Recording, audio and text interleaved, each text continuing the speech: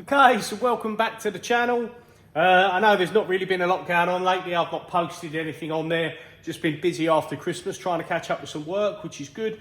I had a few decent orders for some parts for people, so I wanted to get them done, get the money coming in. So videos had to take a rest for a while, but I wanted to show you something that I've just completed. Didn't want to go through it as a whole video, but one, I wanted to say hi to everyone and make sure you know I'm still here and videos will still be coming, although touch wood, the machines are running. So there's not really much to do video-wise for the machine, so I might go on to a few projects I'm doing. But for one of the projects, I had to make myself a table for the fourth axis. Now, I don't really know what you'd call this, whether you called it like I suppose a trunnions more 3+2, but let's call it a trunnion table for the sake of it. So I've got some parts that I want to machine on here.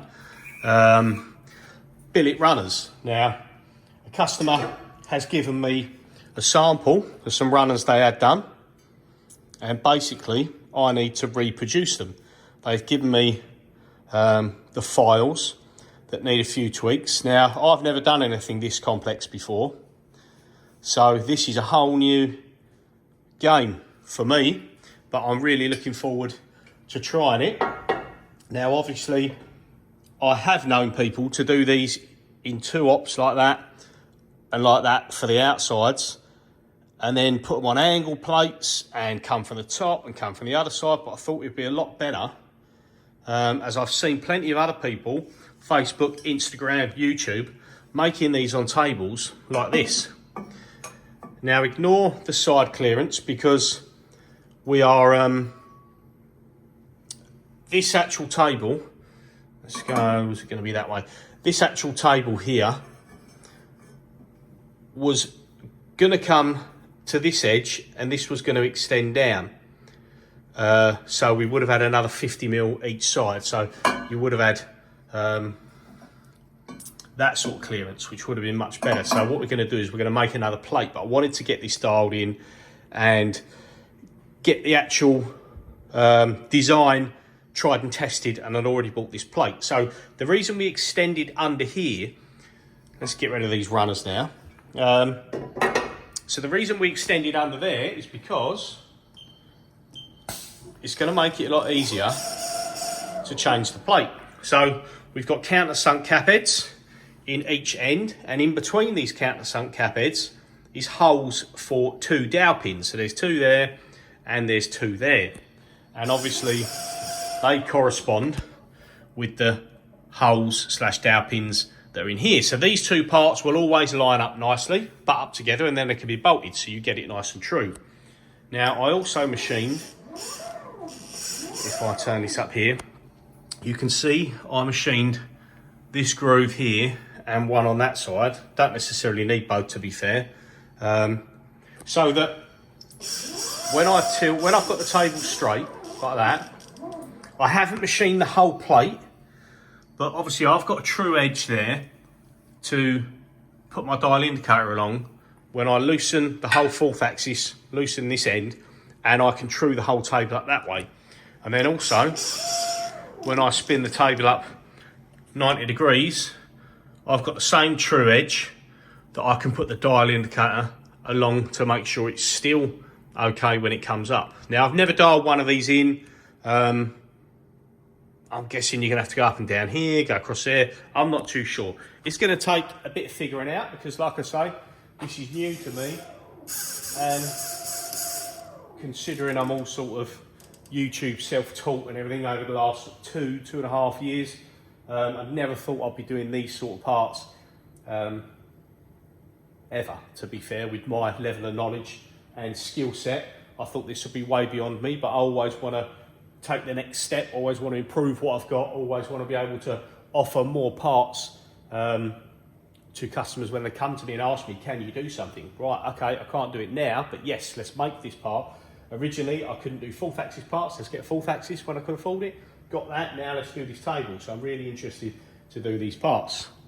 So you can see the end pieces there. We've got a bolt pattern to match the pallet, whatever you want to call it, on the fourth axis. We're bolted through here into one of these pins. There's a pin at each end. Now this is just EN19, just nominal size. What is it? It's 1.5 inch, 38.1. Is that 1.5 inch bar? This is a 1.5 inch ID bearing, so there's a little bit of wiggle room on there, so we can shim. We've got the centre height worked out to the centre height of the 5th axis, but if anything needs shimming, then obviously we can do that. But to be honest with you, on something like this, 0.1, 0.2 here and there, out of true and this, that and the other, it's not going to be noticed. It's not going to be too much of a problem. So we can work around it, you know. Now on this end, we've just got a generic SKF bearing block support, nice and cheap and cheerful, but does the job lovely. And then we've just got a piece of aluminium that's milled to depth, so that the centre of this pin to the table should be 127 millimeters, exactly like that. And there we go. And then obviously I made it, not that it needs to go over, but I've made it so it can go all the way over. And I'm pretty sure that when this is on there, that part can go all the way around. So depending on what I need to get to clearance wise, I can potentially have this right up here, as long as the tools will clear the pallet or the table, whichever you want to say, the back piece. I could always, if needed, machine angles on the back of this for clearance. And then these plates, obviously I'm going to make another one to suit that job, because this is a bit too short. I want a bit more side clearance. We'll just buy the plate in. Starts off 1.25 inches, obviously face off both sides, flip it a couple of times so it's nice and flat, or as flat as it needs to be.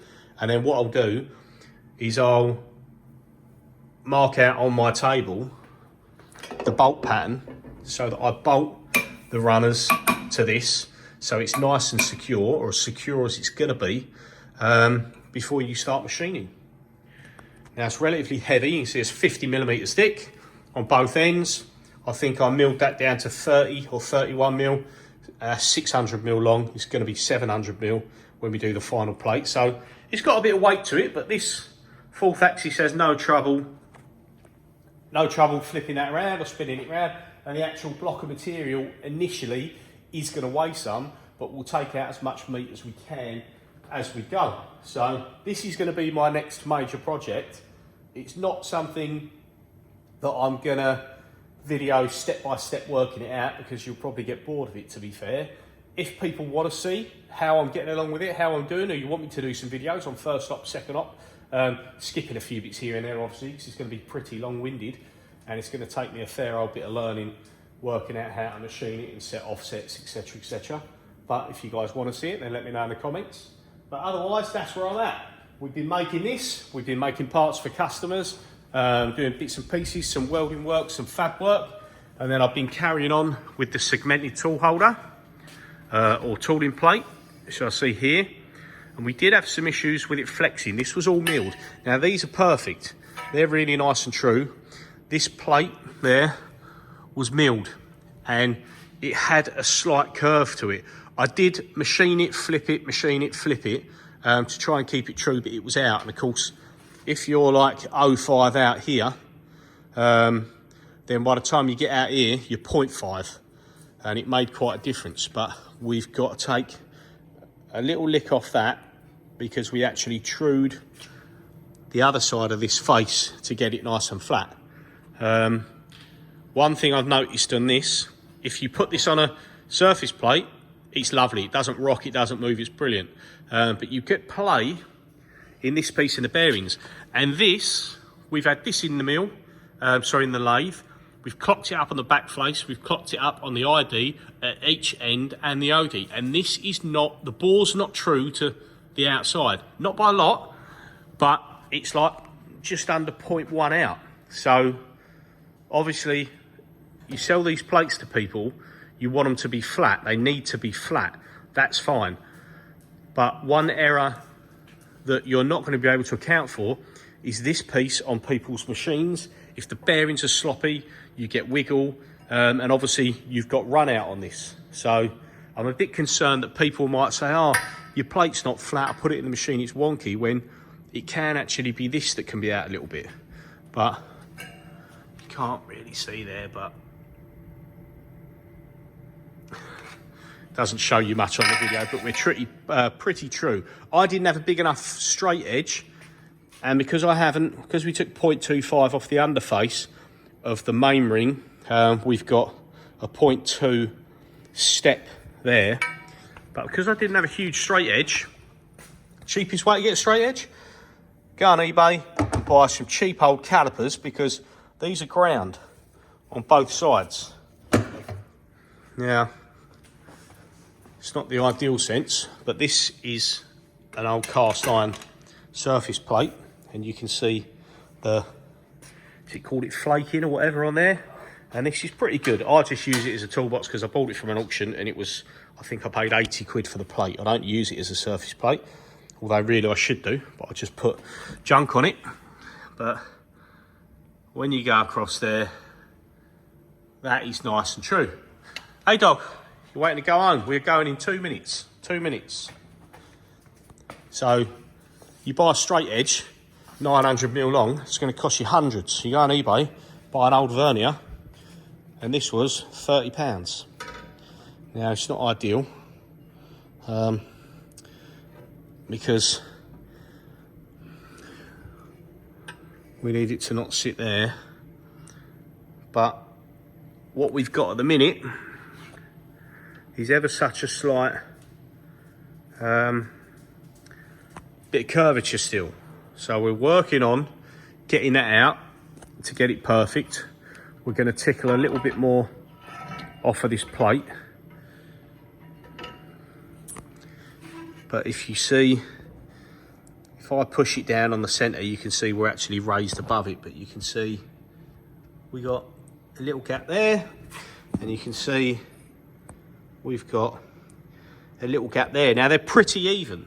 So I'm thinking once I take 0.2 off of this and actually recess that back, it might be near on perfect, as good as it needs to be, but I want to make sure that if I'm going to offer these out to other people, it needs to be bang on. So we're still working on that as and when I get time.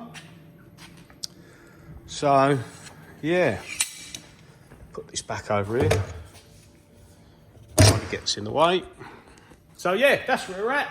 Tool plate, things going on, trunnion, fourth axis, whatever you're going to call it, things going on. So yeah, I'll try and bring you some more videos shortly. But again, as said before, we've got to keep the money coming, and the videos kind of take second place because they're not exactly earning me money. So I need to keep the work rolling and then try and get time for the videos as and when I can. So I'll try and do some more for you guys, and we'll see you again soon. Cheers for watching.